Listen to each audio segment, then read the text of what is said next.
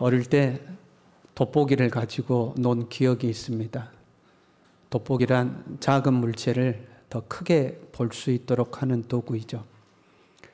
그런데 저는 그렇게 가지고 논 게 아니고 햇빛이 비치는 날 돋보기로 햇빛을 이렇게 하면 빛이 한 군데로 모입니다. 적당한 거리를 조절하면 초점이 모이고 그 초점이 모이는 곳에 불이 붙게 됩니다. 그런 장난을 하고 놀았습니다.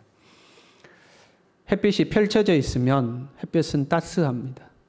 그 따스한 햇빛을 한 곳으로 모으면 불이 되는 거죠. 집중하면 능력이 되는 겁니다. 같이 해볼까요? 집중하면 능력이 된다. 우리가 무거운 물체를 드는 것도 그렇잖아요. 오랫동안 들고 있으라고 하면 들 수 없는 물건도 한 번 들어 올리라고 그러면 우리가 그래서 구호를 외치죠. 하나, 둘, 셋, 으쌰 하면 잠깐은 들 수 있죠. 순간 집중하면 들 수 없는 물건을 들어 올리게 됩니다. 믿음도 이와 비슷합니다. 우리는 모두 하나님을 믿고 삽니다. 하나님이 나와 함께 하심을 믿습니다. 하나님이 나를 도우시는 것도 믿습니다. 하나님이 나를 지키시는 것도 믿습니다. 우리의 이러한 믿음은 햇빛이 두루 비치는 것과 비슷합니다. 우리의 일상을 살아가면서 큰 어려움 없이, 큰 절박감 없이 그냥 두루두루 살아가는 거죠. 햇볕이 온 대지를 따스하게 비추는 것처럼 그냥 우리는 넓게 펼쳐진 믿음을 가지고 매일매일을 살아가는 겁니다. 그러다 삶의 어느 순간 믿음의 집중력이 필요할 때가 생깁니다. 단순한 믿음으로는 해결이 안 되는 문제, 넓게 펼쳐진 햇빛과 같은 믿음으로는 해결되지 않는 문제가 우리의 삶에 부딪힐 때가 있습니다. 출애굽한 이스라엘이 아픈 홍해가 가로막고 뒤에는 애국 군대가 찾아왔을 때 느긋한 믿음으로는 그 문제를 해결할 수가 없는 겁니다. 그때는 강력한 믿음이 필요한 겁니다. 골리앗과 같은 장수가 우리의 앞을 가로막고서 우리의 신앙을 조롱하고 우리를 무시할 때, 그럴 때 믿음의 집중력이 필요한 겁니다. 온 믿음을 물맷돌 하나에 집중해서 힘껏 던져야 하는 겁니다. 코로나가 이렇게 창궐해서 영적으로도 힘들고 정신적으로도 두렵고 어려운 이때에, 경제적으로도 힘들어지는 이때에 믿음의 집중력이 필요한 것입니다. 절망이라는 단어가 있잖아요. 절망이란 희망과 단절된 상태를 절망이라고 그럽니다. 희망과 단절됐기 때문에 절망인 거죠. 이렇게 해봐도 안 되고 저렇게 해봐도 안 되고 아무리 힘을 써봐도 안 돼요. 그러면 희망이 없어지는 거죠. 나는 어쩔 수 없는 것 같아. 이 문제는 해결할 수 없을 것 같아. 완전히 희망이 없어져 버린 상태, 그것을 절망이라고 합니다. 마치 어둡고 두꺼운 벽이 우리의 앞을 가로막아버리는 것과 같은 거죠. 그때에 돋보기로 빛을 모으듯이 우리의 믿음을 싹 모으면 그 믿음의 끝에 불이 붙어서 우리 앞을 가로막고 있는 절망의 벽에 구멍이 뚫리게 되는 겁니다. 그리고 그 구멍을 통해서 벽 너머의 희망의 빛이 우리에게 비치게 되는 거죠. 마가복음 5장에 보면 12해를 혈루증 앓은 여인의 이야기가 나옵니다. 이 여인을 이렇게 소개합니다. 많은 의사에게 많은 괴로움을 받았고 가진 것도 다 허비하였다. 많은 의사에게. 전국의 유명한 의사는 다 만나본 겁니다. 용하다는 의원집은 다 가본 거죠. 많은 괴로움을 받았다. 새로운 시술 방법 나왔다 그러면 다 찾아서 해본 겁니다. 그 방법이 힘든 것이든 쉬운 것이든 새로운 방법이다, 새로운 수술법이다, 신약 나왔다 그러면 다 해본 겁니다. 고생 많이 했어요. 가진 것을 다 허비하였다. 돈도 많이 썼습니다. 자기 건강 거쳐보려고 그 12년 동안에 그 병마와 사투를 벌이면서 재산도 다 허비했어요. 결과가 어떻게 되었느냐? 아무 효험이 없고 도리어 더 중하여졌던 차에 그야말로 절망입니다. 더 이상 해볼 것이 없어요. 내 가진 것을 다 써가지고 할 수 있는 방법을 다 해본 겁니다. 더 이상 방법이 없어요. 상황이 이쯤 되면요, 주변에서 수근수근하기 시작합니다.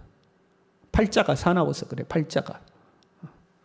특별히 이스라엘은요, 병은 죄 때문이라고 생각을 했습니다. 지은 죄가 많아가지고 저것이 겉으로 보기에는 저렇게 얌전해 보여도 안 보이는 데서 죄를 얼마나 많이 졌는지, 죄 벌 받아서 저래, 벌 받아서 저래. 별의별 소리를 다 들었을 겁니다. 희망이 없는 거예요. 그때 어떤 소문이 들려왔습니다. 예수님을 만나면 어떤 병이라도 낫는다더라. 나면서부터 보지 못한 자의 눈을 열었다더라. 나면서부터 걷지 못한 자는 걸었다더라. 심지어 죽은 자도 살렸다더라. 소문이 들려온 거예요. 여러분, 소문을 듣는 것보다 중요한 것은 그 소문을 들을 때 나에게 믿음이 생기는 게 중요한 겁니다. 아, 나도 낫겠다. 나면서 보지 못하는 자가 봤다면 나도 나을 수 있겠구나. 이 믿음이 생긴 거죠. 소문을 들을 때에, 말씀을 들을 때에 나도 고침받을 수 있다는 믿음이 생긴 거예요. 그리고 그 믿음이 생기면 동시에 희망의 빛이 비칩니다. 믿음이 생기면 희망이 같이 생기는 거예요. 희망이 없던 사람이 희망을 보게 되면 희망의 빛이 비친 거죠. 그러면 마음에 생겨나는 것이 있습니다. 그것은 간절함과 조급함입니다. 한번 생각해 봐요. 우리에게 자녀가 있는데 이 자녀가 아주 질풍노도의 시기를 지납니다. 이렇게 해봐도 안 고쳐져, 저렇게 해봐도 안 고쳐져, 별의별 걸 다 해도 전혀 자녀가 꿈쩍도 않고 방황하고 탈선의 길을 걸어요. 아이고, 더 이상 희망이 없다고 두 손 두 발 다 놓고 있는데 어떤 사람이 이야기하는 거예요. 순천에 가면 유명한 상담사가 있는데 그 사람 만나면 안 고쳐진 청소년이 없다더라. 그러면 여러분, 그 상담사 찾아가겠어요, 안 가겠어요? 찾아가지 않겠어요? 그런데 그 상담사가 6개월 뒤에 미국으로 공부하러 떠난다네? 그럼 어떻게 해야 돼요? 이제 마음에 조급함이 생기죠. 아이고, 떠나기 전에 만나야 되는데. 그래서 전화해서 예약하려고 했더니, 아니, 예약이 다 차 있다는 거예요. 그러면 마음에 얼마나 절박함이 생겨요. 선생님, 한 번만, 새벽이라도 좋으니까, 밤늦게라도 좋으니까 우리 애 한 번만 만나 주십시오. 절박감과 조급함이 생깁니다. 왜? 거기에 희망이 있으니까. 그분 만나면 내 자녀 고칠 수 있을 것 같으니까. 조급함과 이 절박감이 생기는 겁니다. 본문에 수넴의 한 여인이 나오죠. 원래 아기를 못 낳은 여인이었습니다. 하나님의 은혜로 엘리사를 통해서 아들을 얻었습니다. 그런데 이 아들이 몇 해 지나고 나서 어느 날 밭에 아빠한테 갔다가 아이고 머리야, 아이고 머리야, 머리 아프다고 그러는 거예요. 그러니까 아버지가 종을 시켜서 야, 엄마한테 데려다 줘. 엄마한테 가가지고 엄마 무릎을 베고 있다가 반나절 만에 아이가 죽어버렸습니다. 얼마나 황망한 일입니까? 내 무릎에 베고 있던 아이가 반나절 만에 죽어버렸으니까. 죽음이란 절대적인 절망입니다. 이 땅에서 죽으면 모든 것이 끝나는 겁니다. 죽으면 그 누구도 어떻게 할 수 없는 절망인 거예요. 죽으면 어떻게 할 수가 없어요. 그걸로 끝나버리는 겁니다. 그런데 이 수넴 여인은 죽음이라는 절망의 벽 앞에서 희망의 빗줄기 하나를 봅니다. 이대로 죽지 않을 것이라는 믿음이 이 여인에게는 있었어요. 왜요? 이 여인은 아들을 하나님께 요구한 적이 없습니다. 엘리사에게도 아들을 요구한 적이 없어요. 엘리사가 너 내년에 아들 낳을까요? 그러니까 아이고 선지자 선생님, 저 놀리지 마십시오. 남편이 저렇게 늙었는데 어떻게 아들을 낳습니까? 믿지도 않았어요. 그런데 하나님이 주신 아들이에요. 하나님이 주신 아들이니까 하나님이 이렇게 데려가실 리가 없다고 생각한 거예요. 그래서 엘리사를 찾아갑니다. 엘리사를 통해서 주셨으니 엘리사에게 답이 있다고 생각한 거죠. 이 여인의 모습을 보면 느긋하지 않습니다. 어차피 엘리사 선생님 모시고 오면 엘리사 선생님이 살려주실 것인데 조금 일찍 가든지 조금 늦게 가든지 무슨 상관이야. 예수님은 죽은 지 사흘 만에 살아나셨고 나사로는 죽은 지 나흘 만에도 살아났는데 일찍 가든 늦게 가든 무슨 상관이야. 엘리사 선생님만 오시면 되지. 그렇게 느긋하지 않았어요. 믿음은요, 희망을 보게 되고요. 희망을 보면요, 마음이 간절해져요. 혹여라도 그 희망의 빛을 놓칠세라 마음이 급해지기 시작하는 거예요. 24절에 이렇게 기록되어 있어요. 내가 말하지 아니하거든 나를 위하여 달려가기를 멈추지 말라. 멈추지 말고 달리라는 거예요. 멈추지 말고 달려라. 골든타임이라는 말을 우리나라 사람들은 이제는 다 압니다. 전 국민이 아는 단어가 되었습니다. 위기 상황, 고난의 상황을 극복할 수 있는 절대적인 시한이 있다는 거죠. 그 시간을 넘기지 않으면 희망이 존재하는 겁니다. 그 시간을 넘겨서는 안 된다는 간절함이 생기고 이 희망의 빛이 사라질까 봐 조급함이 생기는 거죠. 길 가실 때에, 예수님이 길 가실 때에 나면서부터 보지 못하던 맹인 거지가 예수님이 지나가신다는 소식을 듣고 목청껏 외쳤습니다. 나사렛 예수여 나를 불쌍히 여기소서. 다윗의 자손 예수여 나를 불쌍히 여기소서. 사람들이 꾸짖어요. 조용해, 잠잠해. 더 크게 외쳐요. 왜 더 크게 외칠까요?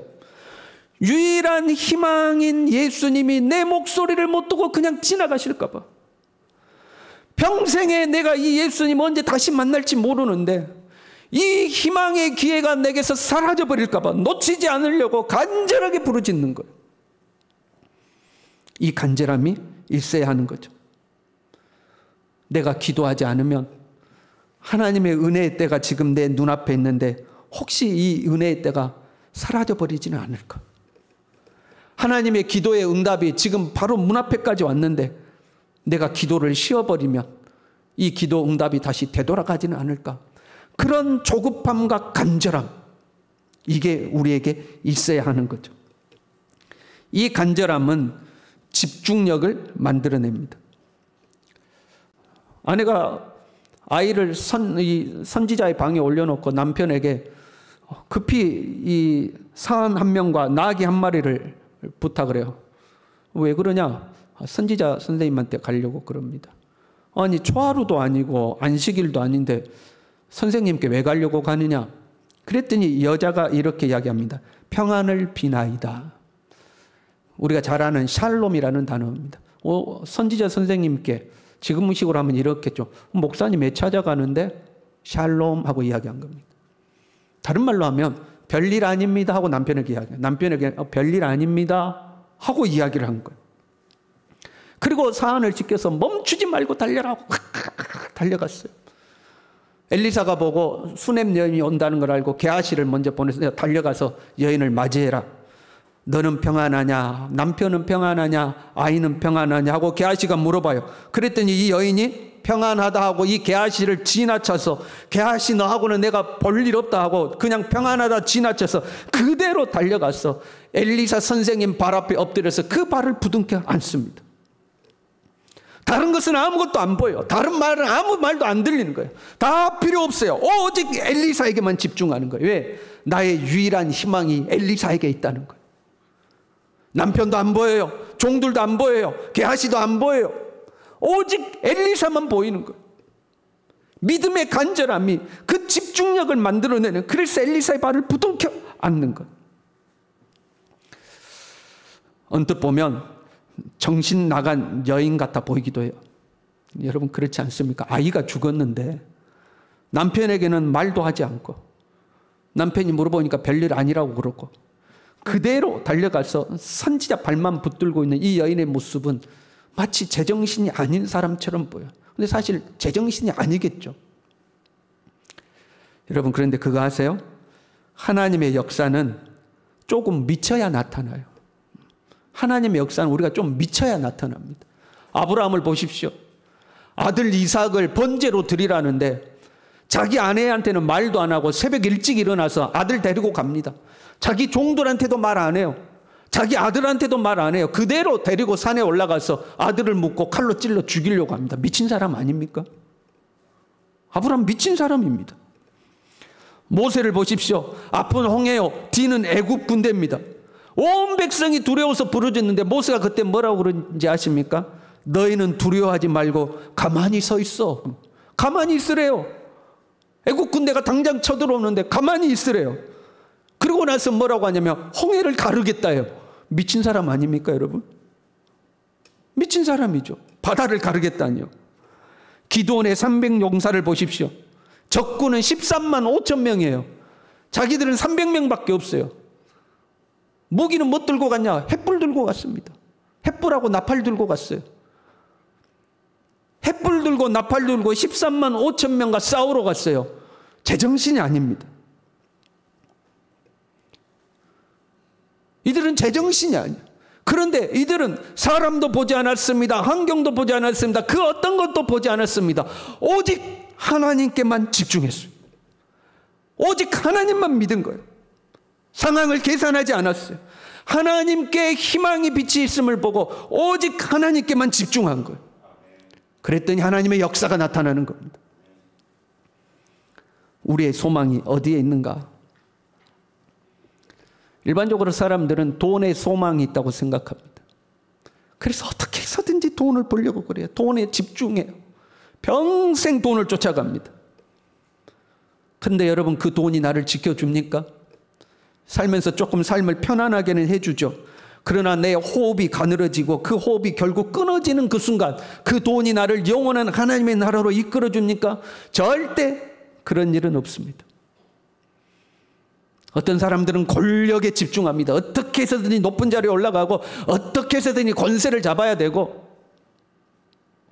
그런데 곤불 10년이란 말이 있잖아요. 권력은 10년을 못 가요. 어느 한순간 나락으로 떨어지게 되는 겁니다. 우리의 소망은 오직 하나님께 있는 줄로 믿습니다. 우리의 힘이 오직 하나님께 있는 줄로 믿습니다. 그러면 우리는 하나님께 집중해야 되는 거예요. 하나님의 역사는 간절함이 있는 믿음에 나타나는 겁니다. 오늘날 우리가 믿음이 없는 것이 아니에요. 우리는 다 믿음이 있습니다. 하나님 믿습니다. 하나님 살아계신 것 믿습니다. 하나님 나와 함께 하심도 믿습니다. 하나님 나를 인도하고 계심도 믿습니다. 하나님 나와 동행하심도 믿습니다. 그러나 간절함이 없습니다. 간절함이 없어요. 간절함이 없으니 집중하지를 않습니다. 여러분 생각해 보십시오. 1시간 이상 하나님 앞에 부르짖어 기도한 적이 언제적 이야기입니까? 여러분이 하나님 앞에 1시간 이상 부르짖어 하나님 나를 도와주십시오 기도해 본 적 언제입니까? 밤새 철야하면서 하나님께 매달린 지가 언제입니까? 밤새 철야요? 지금은 9시만 넘어도요, 아이고 언제 끝나냐 그럽니다. 일주일을 작정하든 한 달을 작정하든 40일을 작정하든 하나님 앞에 작정하고 하나님 작정하여 기도하오니 내게 응답해 달라고 하나님께 집중하여 매달린 지가 언제입니까 여러분? 아니면 한나처럼 하나님 아들 하나 주시면 하나님께 바치겠나이다 하나님께 서원하면서 하나님 내 기도 응답하시면 내가 하나님께 이렇게 헌신하겠나이다 소원이라도 해가면서 그렇게 간절하게 하나님께 매어 달린 적이 언제이냐 이 말이에요. 우리에게 믿음의 간절함이 없어졌어요. 간절함이 없으니까 하나님께 집중도 안 되는 거예요. 수냄 여인처럼 남편이고 뭐고 다 필요 없고 오직 주님 발 아래에 엎드려서 그 발을 부둥켜 안고 하나님 주님은 하실 수 있습니다.